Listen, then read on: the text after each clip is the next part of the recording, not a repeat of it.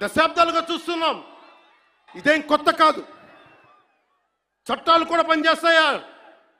చట్టాలు కూడా ఎలా పనిచేస్తాయంటే సనాతన ధర్మాన్ని పాటించే వారిపై వైపు నిర్దాక్షిణ్యంగాను, సనాతన ధర్మం పాటించే వారి వైపు చట్టాలు ఎలా పనిచేస్తాయంటే నిర్దాక్షిణ్యంగా పనిచేస్తాయి. అన్య ధర్మాలు పాటించే వారిపై ఎక్కువ మానవత్వం, దయ చూపిస్తారు. ఇంకా దూషణ చేసే వారికి కోర్టులు రక్షణ కల్పిస్తాయి. అయిన వాళ్ళకి ఆకులు, కాని వాళ్ళకి కంచాలు.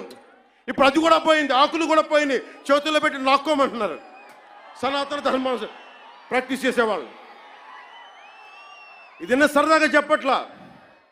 ఈ స్టేట్మెంట్ని సబ్స్టాన్షియేట్ చేయడానికి చిన్న ఉదాహరణ.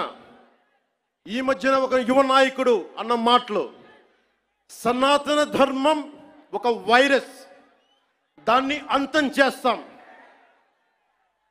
మీరు ఇలాంటి స్టేట్మెంట్స్ ఒక ఇస్లాం మీద జరిగితే వెంటనే దేశంలో ఉన్న కోర్టులన్నీ స్పందిస్తాయి, నిర్దాక్షిణ్యంగా శిక్షిస్తాయి. కానీ సనాతన ధర్మాన్ని బూతులు తిట్టండి, శ్రీరామచంద్రమూర్తిని పాదరక్షలతో కొట్టండి, అమ్మవారిని తిట్టండి, సరస్వతి అమ్మవారిని ఏదైనా చేయండి, ఒక్క కోర్టులు భయపడతాయి కోర్టులు కూడా.